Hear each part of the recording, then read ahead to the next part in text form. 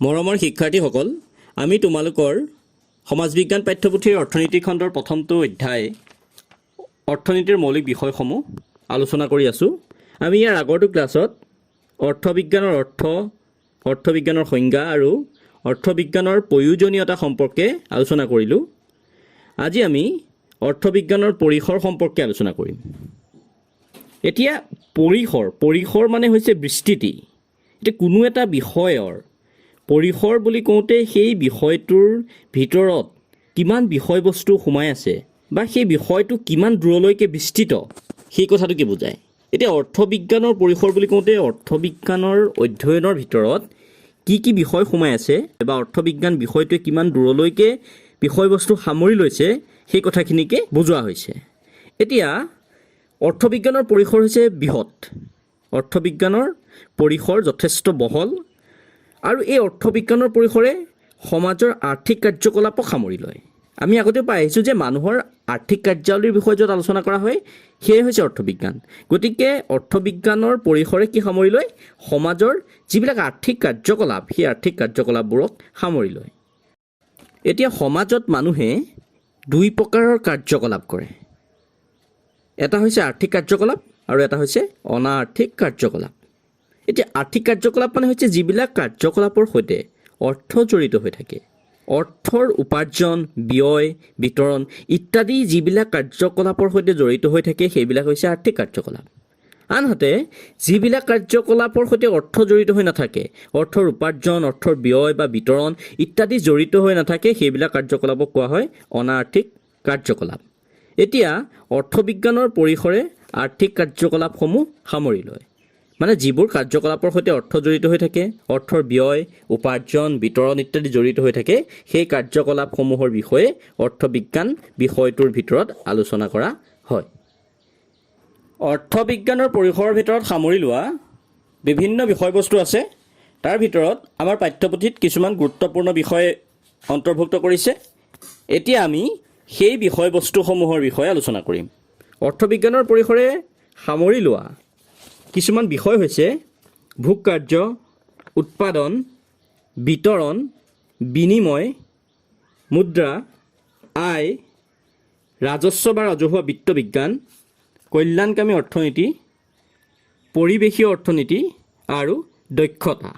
আৰু এই বিষয়বস্তুকেইটাৰ বিষয়ে এতিয়া আমি বহলভাৱে আলোচনা কৰিম।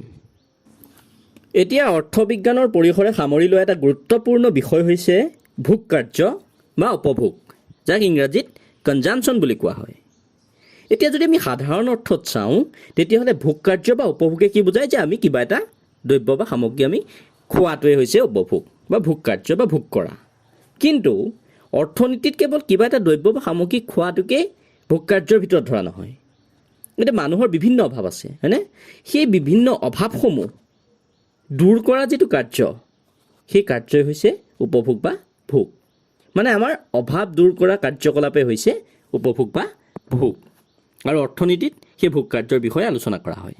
এতিয়া এই ভোগ কাৰ্যৰ লগত বিভিন্ন বিধি জড়িত হৈ আছে। বা আমি যে ভোগ কৰোঁ, গতিকে আমি এজন উপভোক্তা। গতিকে সেই উপভোক্তাই কেতিয়া ভাৰসাম্যতা লাভ কৰিব ইত্যাদি বিভিন্ন কথা আছে। আৰু সেই বিভিন্ন কথাসমূহ ভোগ কাৰ্যৰ সৈতে জড়িত বিভিন্ন বিধিসমূহ বা ভোগ কাৰ্যৰ সৈতে জড়িত বিভিন্ন যিসমূহ বিষয়বস্তু, সেই বিষয়বস্তুসমূহ অৰ্থনীতিৰ ভিতৰত অন্তৰ্ভুক্ত হৈ আছে বা অৰ্থনীতি বিজ্ঞান বিষয়টো অধ্যয়ন কৰিলে আমি সেই বিষয়সমূহৰ বিষয়ে জানিব পাৰোঁ। এতিয়া অৰ্থনীতি বিষয়টোৱে বা অৰ্থবিজ্ঞান বিষয়টোৱে সামৰি লোৱা অন্য এটা বিষয় হৈছে উৎপাদন, যাক ইংৰাজীত প্ৰডাকশ্যন বুলি কোৱা হয়। এতিয়া উৎপাদন মানে কি? অৰ্থবিজ্ঞানত উৎপাদন মানে হৈছে উপযোগী সামগ্ৰী অথবা সেৱাৰ সৃষ্টি কৰা। মানে মানুহৰ বাবে উপযোগী সামগ্ৰী, দ্ৰব্য সামগ্ৰী বা সেৱাৰ সৃষ্টি কৰা কাৰ্যই হৈছে উৎপাদন। এতিয়া এই উৎপাদনৰ উপাদান চাৰিটা। মানে উৎপাদন যিকোনো দ্ৰব্য এটাৰ বা যিকোনো সেৱাৰ উৎপাদন কৰিবলৈ যাওঁতে চাৰিটা উপাদান ব্যৱহাৰ কৰা হয় বা চাৰিটা উপাদানৰ প্ৰয়োজন। সেই উপাদানকেইটা হৈছে ভূমি, শ্ৰম, মূলধন আৰু সংগঠন। Land, labour, capital and organisation. এই উৎপাদনৰ উপাদান চাৰিটা হ'লেহে আমি যিকোনো দ্ৰব্য বা সামগ্ৰী উৎপাদন কৰিব পাৰোঁ। এতিয়া এই অৰ্থনীতিৰ ভিতৰত অৰ্থনীতি বা অৰ্থবিজ্ঞান বিষয়টোৰ ভিতৰত এই উৎপাদনৰ উপাদানসমূহ বা উৎপাদনৰ সৈতে জড়িত বিভিন্ন বিধিসমূহ বা যিসকলে উৎপাদন কৰে উৎপাদক, সেই উৎপাদকৰ ভাৰসাম্যতা বা আৰ্থিক ব্যৱস্থা ইত্যাদি বিভিন্ন বিষয়বস্তুসমূহ ইয়াত সামৰি লোৱা হয়। অৰ্থবিজ্ঞানৰ পৰিসৰে সামৰি লোৱা অন্য এটা গুৰুত্বপূৰ্ণ বিষয় হৈছে বিতৰণ। এতিয়া যে দ্ৰব্য আৰু সামগ্ৰীৰ উৎপাদন কাৰ্যৰ বিষয়ে আমি পঢ়িলোঁ বা পালোঁ, কোনো এটা দ্ৰব্য বা সামগ্ৰী উৎপাদন কাৰ্য সম্পাদন হোৱাৰ পাছতেই উপভোক্তা এজনে বা ভোক্তা এজনে সেই দ্ৰব্য বা সামগ্ৰীটো নাপাবও পাৰে। এতিয়া সেই উৎপাদিত দ্ৰব্য বা সামগ্ৰীটো উপভোক্তাজনৰ ওচৰলৈ কেনেকৈ লৈ যাব পাৰি, সেই কাৰ্যটোৱেই হৈছে বিতৰণ। মানে কোনো এটা দ্ৰব্য বা সামগ্ৰী উৎপাদন কাৰ্য হৈ যোৱাৰ পাছত, উৎপাদন হোৱাৰ পাছত ইয়াক উপভোক্তাৰ ওচৰলৈ কেনেকৈ লৈ যাব পাৰি বা উপভোক্তাৰ মাজত কেনেকৈ বিতৰণ কৰিব পাৰি, সেই বিতৰণ কাৰ্যৰ বিষয়েও অৰ্থনীতিত আলোচনা কৰা হয়। যেতিয়া কোনো এটা দ্ৰব্য বা সামগ্ৰী উৎপাদন কৰা হয়, সেই উৎপাদিত সামগ্ৰীটো যেতিয়া উপভোক্তাৰ ওচৰলৈ লৈ যাব পৰা যায়, উপভোক্তাৰ মাজত বিতৰণ কৰি দিব পৰা যায়, তেতিয়াহে সেই দ্ৰব্য বা সামগ্ৰীটোৰ ভোগ কাৰ্য বা উপভোগ কাৰ্য সম্পাদন হ'ব বা সম্ভৱ হ'ব। গতিকে সেই দ্ৰব্য বা সামগ্ৰী, উৎপাদিত দ্ৰব্য বা সামগ্ৰীৰ বিতৰণ প্ৰক্ৰিয়াৰ বিষয়েও অৰ্থবিজ্ঞানত আলোচনা কৰা হয়। এতিয়া এই বিতৰণ প্ৰক্ৰিয়াটো সঠিকভাৱে সম্পাদিত হ'বলৈ হ'লে বিভিন্ন নীতি বা তত্ত্ব অনুসৰণ কৰিব লাগিব। গতিকে এই বিভিন্ন নীতি বা তত্ত্বসমূহনো কি কি? বিতৰণ কাৰ্য এটা সুচাৰুৰূপে সম্পাদিত হ'বলৈ হ'লে কি কি নীতি বা কি কি তত্ত্বৰ প্ৰয়োজন ইত্যাদি সম্পৰ্কেও অৰ্থবিজ্ঞান বিষয়টোৰ ভিতৰত আলোচনা কৰা হয়। অৰ্থবিজ্ঞান বিষয়টোৰ ভিতৰত আলোচনা কৰা অন্য এটা বিষয় হৈছে বিনিময়। এতিয়া বিনিময় মানে সাধাৰণ অৰ্থত হৈছে সাল সলনি কৰা। এতিয়া কোনো এজন ব্যক্তি বা কোনো এটা অঞ্চল বা কোনো এখন দেশে তেওঁলোকৰ বাবে প্ৰয়োজনীয় প্ৰতিবিধ সামগ্ৰী নিজে উৎপাদন কৰি ল'ব নোৱাৰে, আৰু তাৰ বাবে তেওঁলোকে কি কৰিবলগীয়া হয়? অন্য এজন ব্যক্তি বা অন্য অঞ্চল বা অন্য দেশৰ পৰা তেওঁলোকে সেই দ্ৰব্য বা সামগ্ৰীটো, যিটো তেওঁলোকে উৎপাদন কৰিব পৰা নাই, সেই দ্ৰব্য বা সামগ্ৰীটো তেওঁলোকে আনিবলগীয়া হয়। আৰু তাৰ বিনিময়ত তেওঁলোকে উৎপাদন কৰা অন্য দ্ৰব্য বা সামগ্ৰী তেওঁলোকে আনজন ব্যক্তি বা আনটো অঞ্চল বা আনখন দেশক তেওঁলোকে দিয়ে, আৰু সেই কাৰ্যটোৱে হৈছে বিনিময় কাৰ্য। ধৰি লোৱা আমাৰ ভাৰতবৰ্ষই কিছুমান দ্ৰব্য বা সামগ্ৰী উৎপাদন নিজে কৰিব নোৱাৰে বা উৎপাদন কৰিবৰ বাবে প্ৰয়োজনীয় যিসমূহ উপাদান, সেই উপাদানসমূহ ভাৰতবৰ্ষৰ হাতত নাই। গতিকে ভাৰতবৰ্ষই কি কৰিব? সেই দ্ৰব্য বা সামগ্ৰীটো বেলেগ এখন দেশে উৎপাদন কৰাৰ পৰা, বেলেগ এখন দেশৰ পৰা তেওঁলোকে লৈ আহিব, আৰু তাৰ বিনিময়ত কি কৰে যে বেলেগ কোনোবা দেশত যদি কিবা দ্ৰব্য বা সামগ্ৰী উৎপাদন কৰিব পৰা নাই কিন্তু ভাৰতবৰ্ষত কৰিব পৰা হৈছে, তেতিয়া সেই ভাৰতবৰ্ষই সেই দ্ৰব্য বা সামগ্ৰী ইখন দেশলৈ প্ৰেৰণ কৰে।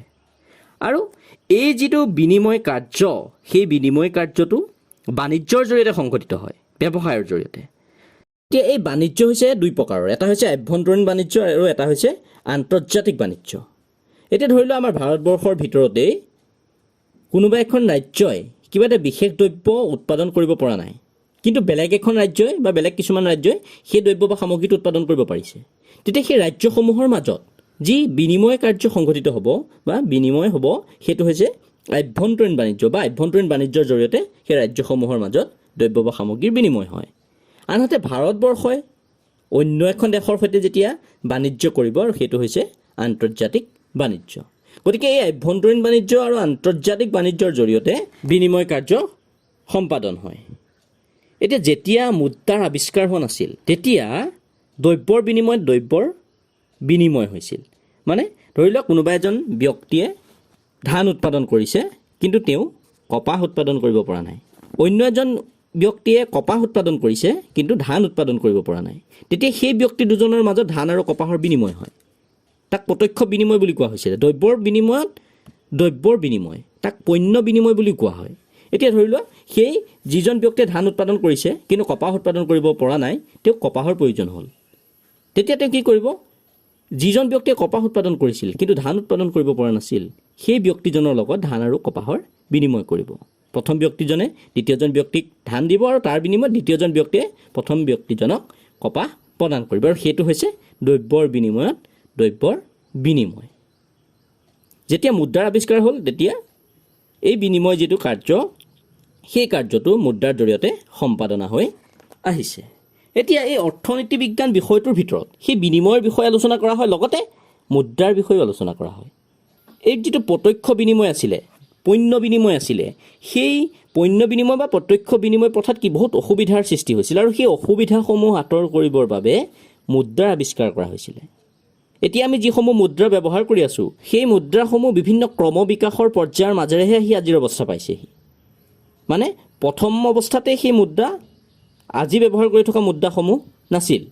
প্ৰথম অৱস্থাত বেলেগ ধৰণৰ মুদ্ৰা ব্যৱহাৰ কৰা হৈছিল, তাৰপিছত ক্ৰম বিকাশ হৈ হৈ বৰ্তমান পৰ্যায় পাইছেহি। এতিয়া যে সেই মুদ্ৰাৰ সৃষ্টি কেনেকৈ হ'ল, মুদ্ৰাৰ ভূমিকানো কি কি বা মুদ্ৰাৰ কাৰ্যাৱলী কি কি, সেই মুদ্ৰাই বিনিময় কাৰ্যত কেনেধৰণে সহায় কৰিছে ইত্যাদি যিসমূহ বিষয়, সেই বিষয়সমূহো অৰ্থবিজ্ঞানৰ ভিতৰত সামৰি লোৱা হয়। মানে অৰ্থবিজ্ঞান অধ্যয়ন কৰিলে আমি সেই মুদ্ৰাৰ কাৰ্যাৱলীসমূহ বা মুদ্ৰাই বিনিময় প্ৰথাটো কেনেকৈ সহায় কৰিছে ইত্যাদি বিভিন্ন বিষয়সমূহৰ বিষয়েও জানিব পাৰোঁ।